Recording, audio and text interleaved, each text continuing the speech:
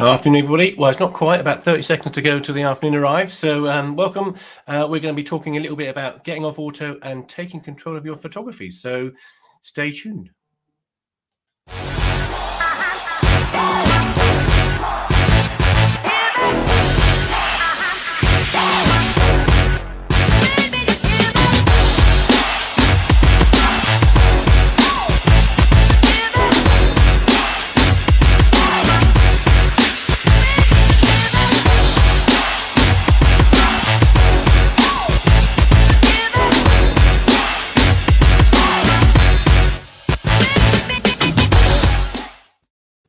Afternoon. There we go. Bang on time. Thought I'd be precise for once.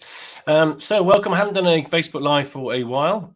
So apologies for that. So we're back in the game, as it were, now. So we've got a couple more this week. So tomorrow we are, if anybody here is thinking about earning a living from photography, already earning a living from photography, then I'm going to do a little bit about that tomorrow, as in how complicated it actually isn't to set up a business and earn a living from it.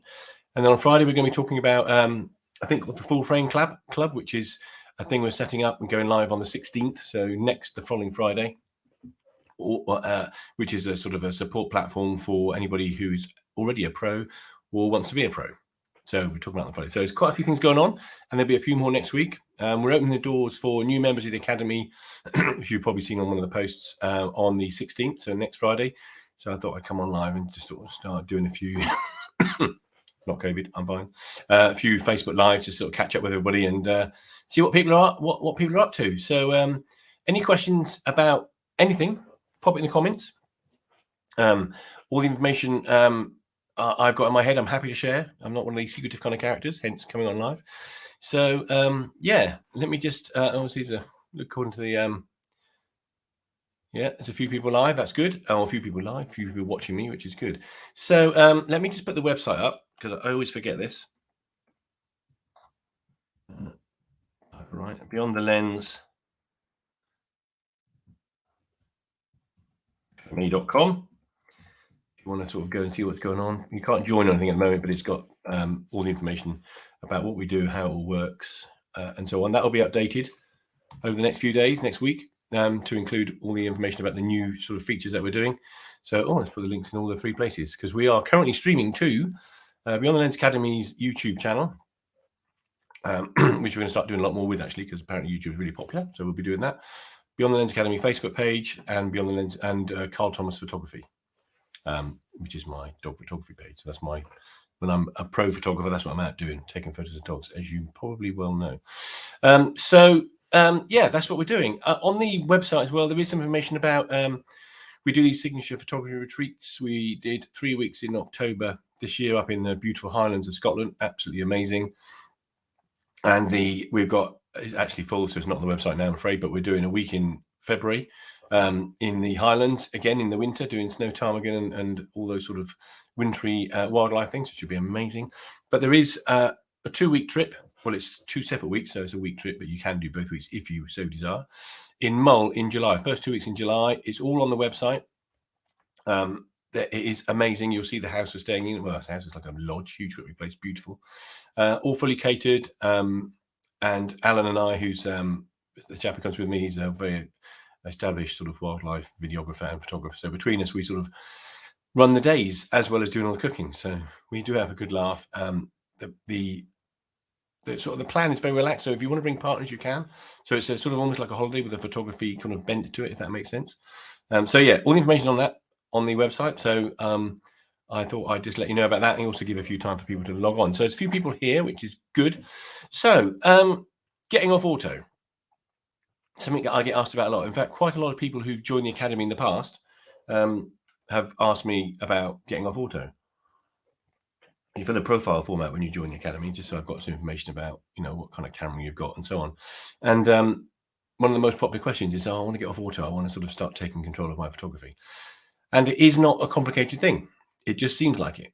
So when you're in auto, let's find some pictures. I've got some stuff I can show you, which we were moving around earlier, which it seemed like a good idea at the time, but it probably wasn't. So some of them are slightly different these days, but on the top of your camera, there are a number of buttons as well as on the back of it, but then you've got this auto button. And if you're using that, that's not the end of the world.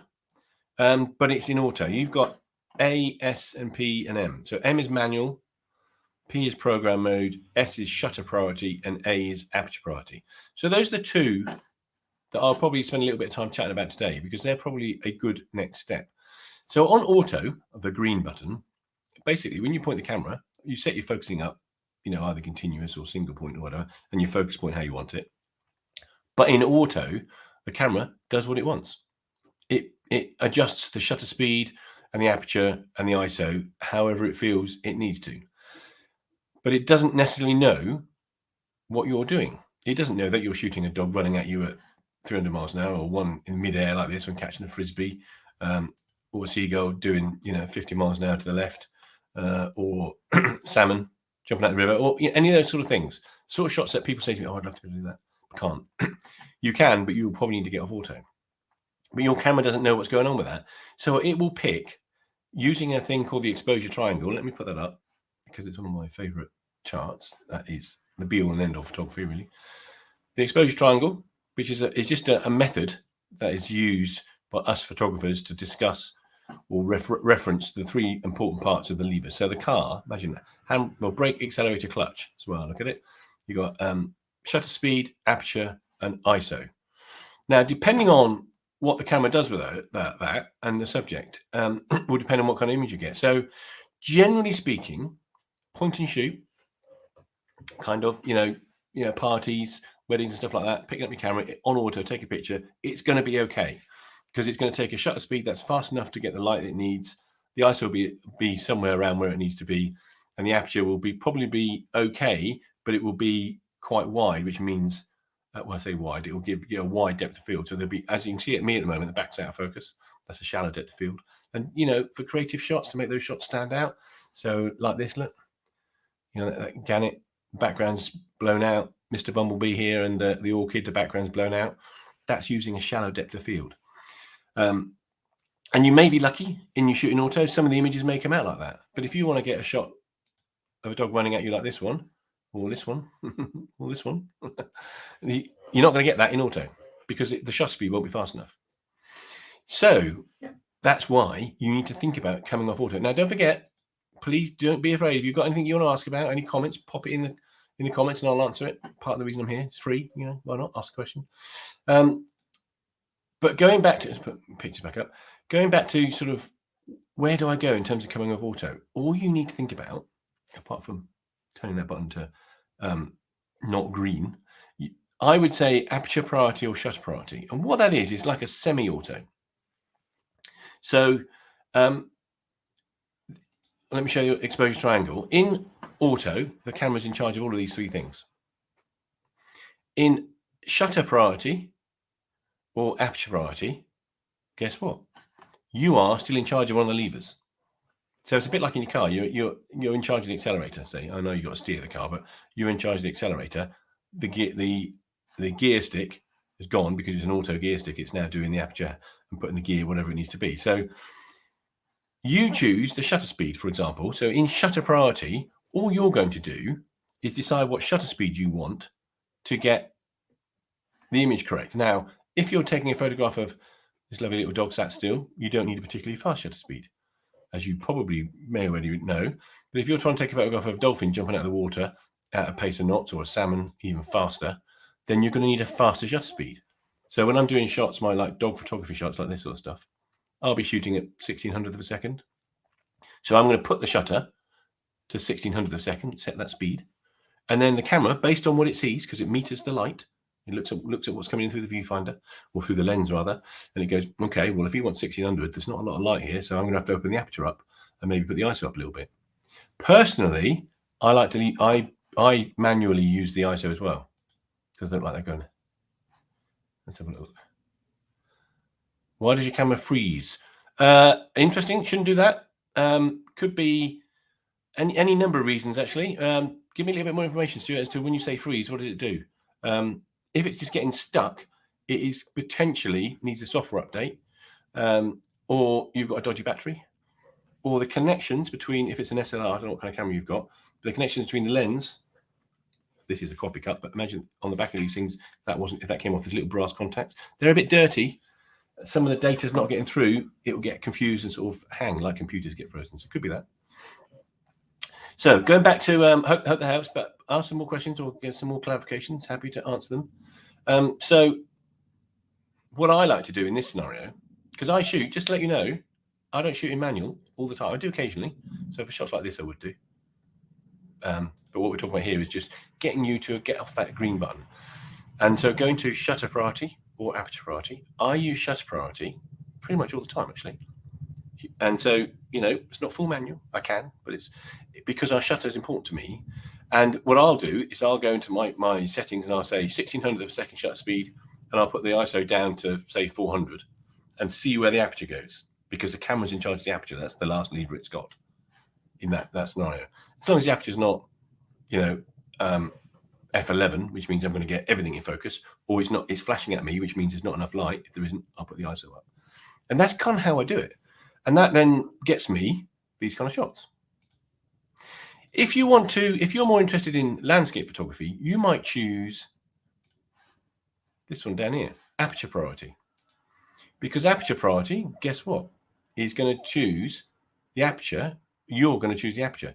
And when you're doing landscape photography, let me show you some pictures. Something like this. I know it's a long exposure, but the aperture is going to be important to you because you're going to want a lot more in focus. Oh. Somebody's trying to phone me. It's Alan, actually, about the workshops. Let me find another. Here we go. Here's another one. So this one is quite a lot in focus. So you need typically to have what's called a bigger depth of field.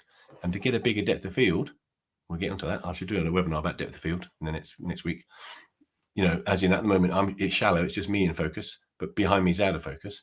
If you want more to be in focus, then you need a bigger depth of field, which means you need a smaller aperture. The hole gets smaller, the number gets bigger. And that's it. It's not more complicated than that. Let me show you this here. Look. The aperture, shutter speed, ISO. So the trade-off with all of these things. So ISO, if you've got ISO nice and low, you'll get less noise. And as you go up the chart here, as you move right, you'll get more noise. That will be better or worse depending on the quality of your camera and the quality of light. So overcast grey light makes it worse. Shutter speed, 1/1000th on the left here. As you slow that down, the subject will become more blurry if it's a moving subject. And then the top one here, aperture, small aperture. It's a big number. I know photography is full of these sort of bizarre sort of acronyms that are, in my view, the wrong way around. So f32 is a tiny little hole, and the subject in the front, the person, and the sort of mountains in the back are all sharp. You go to f1.4, it's just a subject, and you see it gradually changes.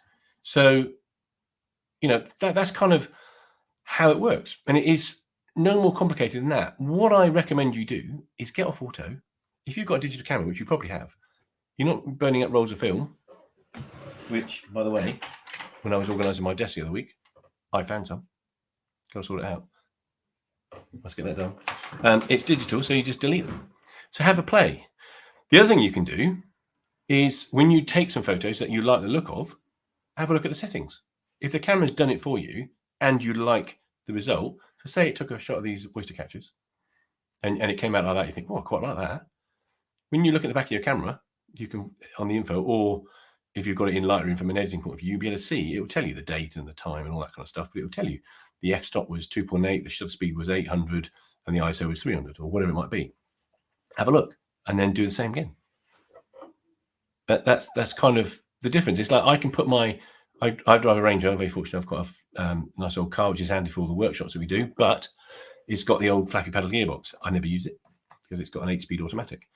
But I can drive along and it'd be perfect. If I decide I want to be in control of the gearbox, touch the paddles, the number of the gears in, probably 8, will come up. Everything's exactly the same because I know it's in 8. So there you go. And photography is the same. If you know what the settings were in the photograph that you've taken and you like it, repeat it, but in manual or in aperture or shutter priority or in manual. If you want, you can go the full hog because M, which is the button here, look, M, manual, all that means is that you're going to set the shutter speed, the aperture, and the ISO, the 3 things. And you've got to get those levers right to make sure the middle bit, which is the picture, if you like, is exposed correctly. That's kind of how it works. And so it's trial and error. Don't be afraid to have a go. What's the worst thing you can do? You'll have a load of images that aren't quite right. But the more you do it, the more you start to understand what has caused the image not to be how you want it. So if the image comes out all blurry, you think, okay, yeah, I get that. Shutter speed. My shutter speed wasn't fast enough.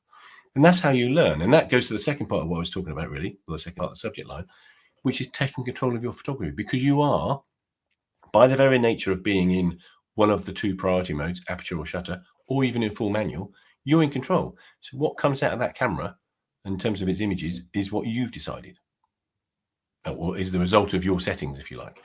Whereas in auto, it's what the camera's decided. So it's not as satisfying. And you will start to appreciate, the differences in terms of depth of field. So this one here, look, nice shallow depth of field. So it makes the oyster catcher stand out.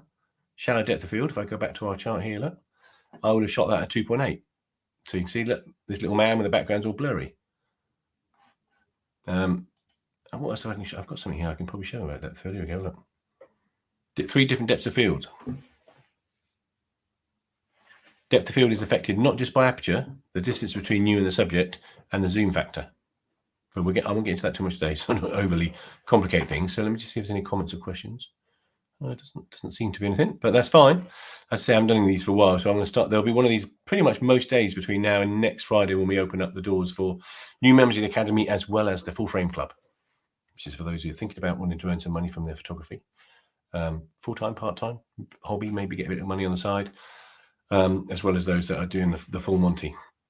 Quite excited about that, because we had for the last sort of few years, we've had a aspiring pro membership, and a number of people, quite a few people have been through that, and gone from thinking they want to actually having established businesses earning decent income now, which is great.